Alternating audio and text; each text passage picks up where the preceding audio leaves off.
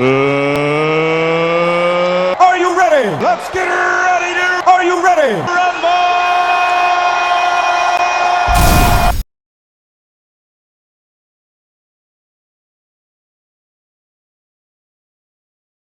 1995년 5월 조지아주 애틀랜타 CNN 센터 14층. 수많은 트로피와 값어치 있는 장식물들로 가득 찬 방 안에 통찰력 있는 문구 하나가 눈에 띄었다. 책상 위에 올려진 짙은 갈색 현판에는 리드하거나 따르거나 그렇지 않으면 비켜서라 라는 직관적인 문장이 새겨져 있었다. CNN 타워 최상층에 위치한 이 방은 장식된 물품들만큼이나 많은 이야기들을 품은 공간이기도 했다. 오피스의 문이 열리고 자신의 책상 앞에 앉은 로버트 에드워드 터너 3세의 모습이 가장 먼저 보였다. 본명보다 테드 터너라는 이름으로 더욱 친숙한 그는 대중에게 괴짜 미디어 거물로 잘 알려진 인물이었다. 유독 습했던 애틀랜타의 어느 날, 터너는 자신이 소유한 선구적인 케이블 텔레비전 회사인 터너 브로드캐스팅 시스템의 사옥 부지를 살펴보기 위해 시내 중심가를 둘러보며 입지를 고심하고 있었다.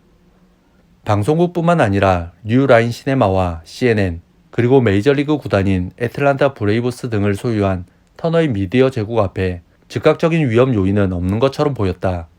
단, 현재로서는 중력위원회 회의라는 단순한 문제가 하나 놓여 있는데, 이는 카리스마 넘치는 의장과 고위층 임원이 참석하는 미팅으로서 매월 열리는 정기회의였다. 주요 임원진 무리가 오피스 안으로 들어서자 옅은 파란색 눈동자를 지닌 56세의 터너의 눈길이 그들이 있는 곳으로 향했다. 참석자 중에는 터너의 이사 겸 전무인 테리 포스터 맥커크와 전 재무 책임자로 현재 고문을 맡고 있는 랜도폴 랜디 엘 부스, 그리고 터너 엔터테인먼트 그룹의 이사이자 부사장으로 향후 터너의 왕위를 계승할 것이라고 전평이 나 있는 스캇 사사 등이 자리에 함께했다. 회의의 안건이 의제외 토론으로 넘어가자 고문 담당인 부스가 입을 열었다. 그는 터너의 자회사 중 한 곳이 예상치도 못한 제안을 받은 점을 그곳에 모인 임원들에게 기쁜 마음으로 전했다. 이것은 누군가가 터너 그룹이 소유한 사업체 중 한 곳을 구매하려는 의향의 제안이었는데, 아이러니하게도 터너 제국이 보유한 150여 개의 통제 자산 중에서 언제나 가장 열악한 실적을 올리는 자회사 WCW에 대한 매입 제안건이었다. 표면적으로 WCW의 명맥은 유지되고 있었기에 터너는 그의 프로레슬링 프로모션인 월드 챔피언십 레슬링과 그 소속 레슬러들을 여전히 소유하고 있었다. 여담이지만 터너의 억양과 발음으로 인해 그가 레슬러를 말할 때마다 사람들의 귀에는 레슬러라고 들렸다. WCW의 기원은 1972년으로 거슬러 올라간다. 당시 터너가 소유한 WTCG 방송국에 지역 기반의 프로레슬링 단체 조지아 챔피언십 레슬링의 쇼가 방영되었고, 그때 해당 프로그램의 타이틀이 WCW라는 명칭으로 성출되었다. 1979년 터너의 방송사가 WTBS라는 명칭으로 새롭게 거듭난 이후 GCW가 선보이는 WCW 프로그램은 미국 전역으로 방송되는 최초의 프로레슬링 프로그램이 되었다. 토요일 밤 황금시간대에 방영된 WCW는 1982년까지 케이블 텔레비전에서 100만 명 이상의 시청자를 끌어들이는 유례없는 성과를 올렸고, 남부 지역의 문화 콘텐츠로 확실히 자리를 잡아갔다. 그러나 1984년 4월 격렬한 내부 분쟁을 겪은 GCW는 코네티컷에 기반을 둔 월드 레슬링 페더레이션의 새로운 오너 빈스 맥맨 주니어에게 그들의 프로모션을 매각하는데, 이는 이른바 블랙 세러데이로 전해지는 사건의 서막을 알리는 계기가 된다. GCW는 잭 브리스코와 제라드 브리스코 형제, 그리고 올레 앤더슨이 주축이 되어 단체의 운영을 이끌었다. WCW라는 타이틀로 방영된 TV 프로그램은 NWA의 아나운서 고든 솔리가 진행을 맡았다. 그는 GCW뿐만 아니라 NWA에 감명된 다양한 프로모션들에서 호스트를 담당하는 아나운서였다. WCW의 레슬링은 소위 말하는 레슬링 스타일로 육체적인 격도를 부각하는 퓨어한 레슬링이었고, 만화 같은 기믹 사용은 강조하지 않는 것이 특징이었다. 달리 말하면 WWF와는 상반된 스타일의 레슬링을 추구하는 단체였다. 1983년 빈스 맥맨은 자신의 WWF를 지역 기반의 프로모션이 아닌 전국 단위의 프로모션으로 확장하고자 했고, 이를 실현하기 위한 움직임에 착수한다. 빈스는 사우스웨스트 챔피언십 레슬링이 소유한 방송 시간대를 매입하는 것으로 매주 일요일 아침 USA 네트워크를 통해 미국 전역에 자신의 프로그램을 송출할 권리를 얻었다. 그리고 이를 발판 삼아 전국 진출의 포문을 연 빈스였다. 더불어 다음해 빈스는 USA 네트워크에서 화요일 밤의 타이탄스라는 프로그램을 런칭하며 전국 확장에 박차를 가한다. 빈스는 전국 확장의 일환으로 주간 프로그램을 방영할 또 다른 전국구 케이블 네트워크가 필요함을 느꼈다. 당시 미 전역으로 송출되는 프로레슬링 방영권을 얻기 위한 유일한 방법은 GCW가 WTBS와 맺은 계약을 새롭게 획득하는 것으로, 만약 빈스가 그것을 손에 넣게 된다면 미국 전역에 방영되는 프로레슬링 TV쇼를 혼자서 컨트롤할 독점적인 상황을 누릴 수 있었다.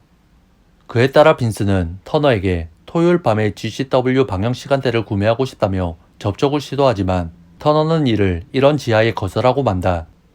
터너가 일말의 재고도 없이 거절 의사를 표명했음에도 빈스는 이에 굴복하고 순순히 포기할 인물이 아니었다. 터너의 거절 직후 빈스는 누군가의 저해 없이도 온전하게 방송 시간대를 확보할 수 있을 다른 방안을 모색하기 시작했고, 얼마 지나지 않아 그 해결책을 발견해냈다. GCW의 TV 프로그램은 충성도 높은 시청자들을 보유하고 있었고 꽤 높은 인기도 누리고 있었다.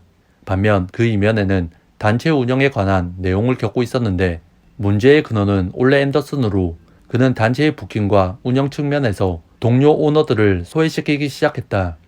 이 혼란을 눈여겨본 빈스는 GCW의 주요 소유주인 브리스코 형제와 네 번째로 많은 지분을 보유한 짐 바넷에게 접근하여 단체의 매각 가능성을 두고 논의를 펼쳤다. 그 결과 세 사람 모두 빈스에게 지분을 매각하기로 결정했고, 이로써 맥맨은 전국으로 방영되는 WTBS의 토요일 밤 황금 시간대를 손에 넣게 되었다. 얼마 후 원조 GCW의 WCW 프로그램은 1984년 7월 7일을 끝으로 역사의 그 막을 내렸다. 한 주가 지난 7월 14일 WCW 프로그램은 기존 진행자인 고든 솔리가 불명확한 사유로 모습을 드러내지 않은 채 프레디 밀러가 그 자리를 대신해 호스트를 맡았다. 그리고 밀러는 빈스 맥맨을 소개하며 WTBS와 함께할 WWF를 환영하는데, 느닷없는 빈스 맥맨의 등장으로 시청자를 포함한 많은 사람이 당혹감을 감추지 못했다. 이른바 블랙 세러데이가 시작된 순간이었다. WCW쇼에 등장한 빈스는 TV를 시청하고 있는 GCW 팬들에게 자신의 새로운 프로그램이 이전 방송들만큼이나 재미있는 쇼가 될 것이라고 약속했다. 그러나 애틀란타의 WTBS 스튜디오에서 경기 촬영을 해오던 이전의 WCW 주간쇼와는 달리 새롭게 선보인 WWF의 쇼는 USA 네트워크에서 송출한 방영분의 하이라이트를 틀어줬을 뿐만 아니라 메디슨 스퀘어 가든과 보스턴 가든 등에서 열린 주요 하우스쇼 영상들로 방송을 구성함에 따라 갖가지 문제를 양산했다. 무엇보다도 새로운 쇼는 GCW 애청자들이 열광하는 레슬링 스타일도 아니었다. 이것은 빈스가 GCW를 구입했을 당시 합의했던 사항들과 정면으로 위배된 것이었는데, 그는 계약 성사 시 주간 프로그램에 넣을 경기를 WTBS 스튜디오에서 녹화하고 방송사를 위한 자체 프로그램을 공급하기로 약조한 바 있었다. 결국 WWF는 1985년 3월 2일에 이르러서야 스튜디오에서 경기 촬영을 시행한다. 그리고 링 아나운서인 밀러와 고릴라 몬순을 실황 중계진으로 배치하여 시청자들 앞에 세웠다. 또한 이 무렵 프로그램의 타이틀을 기존과는 달리 WWF 조지아 챔피언십 레슬링이라는 명칭으로 변경했다. 새롭게 구성한 프로그램은 어느새 스튜디오에서 촬영한 경기들 외에도 다가오는 레슬매니아를 위한 홍보용으로 전락해버렸다. 아나운서 밀러는 레슬매니아 매치업을 홍보하기 위해 많은 WWF 스타들과 인터뷰를 진행했으며, 이것은 고스란히 시청자들에게로 전해졌다. WTBS의 둥지를 튼 WWF 프로그램의 시청률은 처음부터 재앙에 가까웠다. WTBS 본사는 화가 난 GCW의 핵심 시청자들이 보내온 항의 서신으로 가득했고, 쉴 새 없이 울려대는 항의 전화들로 빗발쳤다. 그들은 오리지널 GCW가 방영되지 않은 것에 대한 이유를 알려달라고 계속해서 요구했다. 그리고 이러한 불만 접수 중에는 고든 솔리의 미출연에 대한 문의도 상당수를 차지했다. 터너는 황금 시간대의 시청률 폭락을 지켜보며 이에 붕괴했다. 그는 이 시청률 문제를 해결하기 위해 두 가지 결단을 내린다. 첫 번째는 오클라호마에 거점을 둔 미드사우스 레슬링의 프로모터 빌 와츠에게 연락을 취해 WTBS의 일요일 오후 시간대를 제공한다는 오퍼를 보낸다. 이어서 빈스 맥맨에게 배척당한 뒤 챔피언스 레슬링 프롬 조지아를 설립한 올레 앤더슨에게도 오퍼를 보냈다.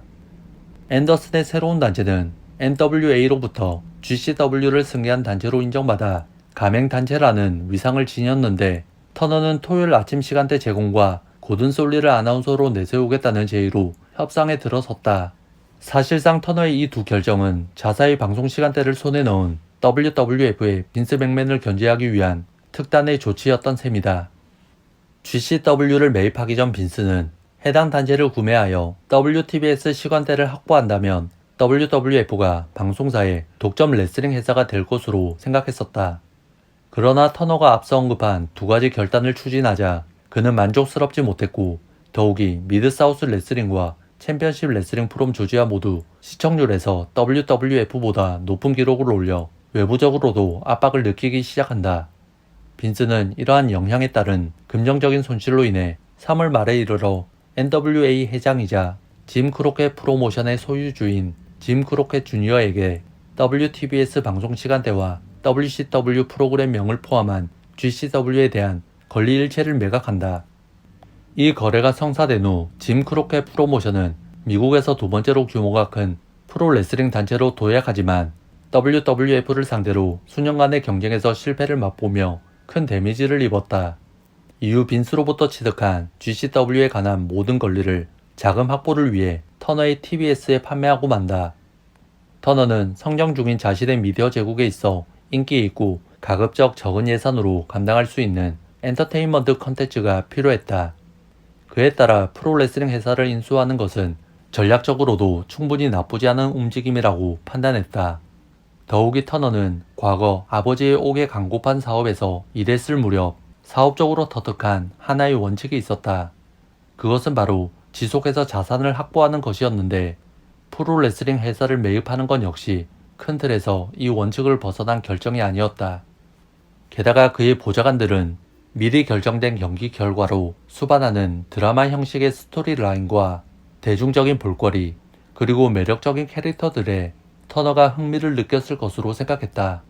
이에 1988년 11월 2일 터너는 짐 크로켓 주니어로부터 GCW의 모든 권리를 매입하고 새로운 프로모션의 이름을 WCW로 등록한다. 이렇게 훗날 프로레슬링사에 환액을 그을 WCW가 공식적으로 출범을 알리게 되었다.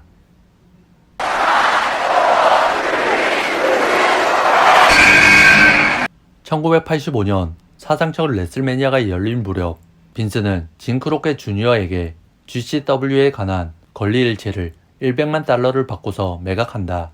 그로부터 4여 년이 지난 1988년 지나친 확장과 WWF의 견제로 인해 파산 직전까지 몰렸던 짐 크로켓 주니어는 빈스로부터 획득한 해당 권리와 자신의 프로모션인 짐 크로켓 프로모션을 묶어 $900만 매각하는 결정을 내렸다. 이는 짐 크로켓 프로모션이 역사 속으로 사라지는 대신 WCW가 역사에 등장하는 신호탄이 되었다.